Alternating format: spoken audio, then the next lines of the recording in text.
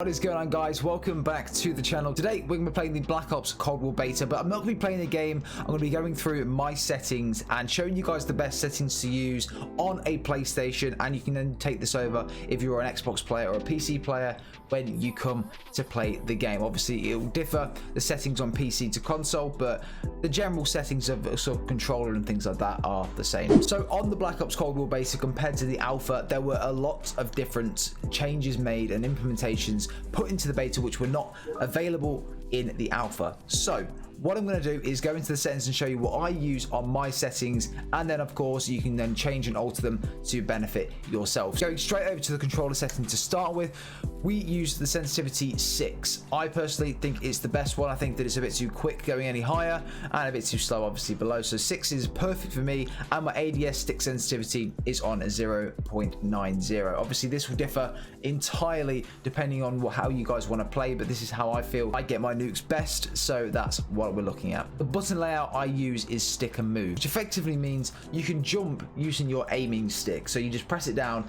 and that allows you to jump. Kind of weird at first, but you do get used to it, and it's so good. Basically gives you a scuff controller for free. And your X button, which you would use for jumping normally, is your melee button, and you can use this on Xbox as well. It's literally just in the game. It's so good. Try it out, let me know what you guys think. But on the PlayStation, I play flipped. I think it's so much easier, so much more comfortable on the hands to play flipped.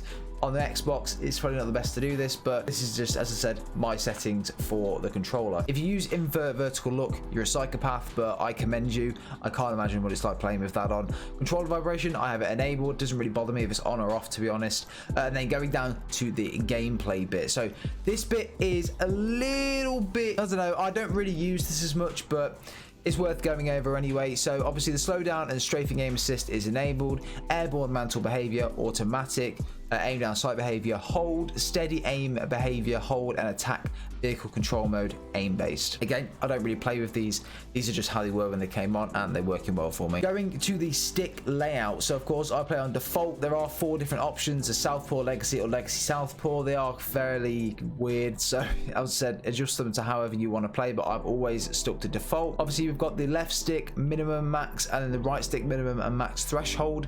I don't mess around with these that much, but it effectively determines how sensitive your analog sticks are. So obviously if you put it if you adjust it lower, it means your sensitivity is not going to be as sensitive, and then if you put it higher, it means your sensitivity is going to be as high as it can be. So it is completely up to you guys on that one as well. Controller sounds, I hate controller sounds. I've actually turned it off on the PlayStation itself, so it doesn't really matter that it's on here, but I'm going to turn that off just in case. I don't like it. It comes through my microphone when I'm recording, it does my head in.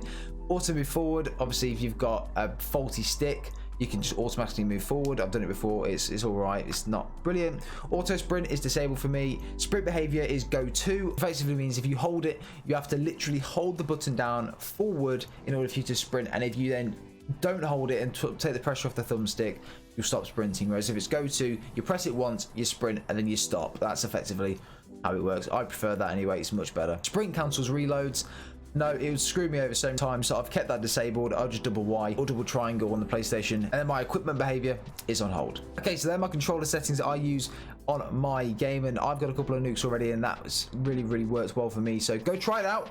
If you want to adjust it to how you like it, but that's how I use mine. So going over to graphics, this one is again very down to self-preference. Personally on PC, my field of view is a lot higher, but because on Xbox or PlayStation I have the very first PlayStation, so the frame rate isn't amazing when it's quite a higher field of view, so we don't typically go that high. So my safe area is just the standard, it's as high as it can go, but if you wanted to have your mini-map a little bit more inside the map so you don't have to look as far to the left if you're on a big screen, I would suggest and recommend actually making it a lot smaller.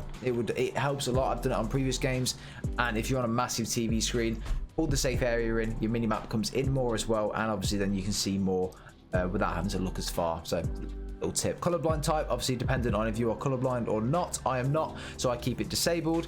Field of view, I play on 90 on console. The field of view setting is a new thing that's just come into the beta, and obviously depending on the hardware you've got, for example, I'm using the very first PlayStation, so the hardware isn't fantastic. So I typically try and stay in a happy medium between what it was previously set at and what we can go to, obviously in 120. So I think the standard setting is the 60 if I'm not mistaken, and then the highest is 120. So I'm kind of in the middle at 90. Seems to work really well for me. I'm really happy with it, and I've got no complaints. I don't see any issues with frames dropping or issues with my PlayStation, so 90 seems to be quite good.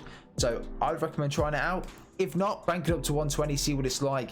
You've got to do it really. You've got to try 120, but the frame rate does obviously come down depending on what console you've got. But as I said, try it, see what you think. Brightness, pretty standard, however you want. And then motion blur, there was an issue in the alpha where this just would not turn off, and I actually got like 4 nukes with motion blur on. It was disgusting, but we finally managed to turn it fully off, so I play with mine disabled. So guys, they are the controller and graphics settings I use on my PlayStation, and they are just they're the best things for me. They help me a lot in regards to getting my nukes and doing well at the game and competing with the people which are ultra sweaty and with skill-based matchmaking. So another video will be coming out very shortly with the best audio settings, so be sure to look out for that. I'm going to milk the content and milk the views on these videos as well, so be sure to be on the lookout for that. But guys, if you did enjoy, be sure to drop a like on this video. That'd be absolutely amazing. Subscribe as well if you are new around here. We're 420 subs now, pretty mad. So thanks guys, enjoy the beta. We'll see you in the next one.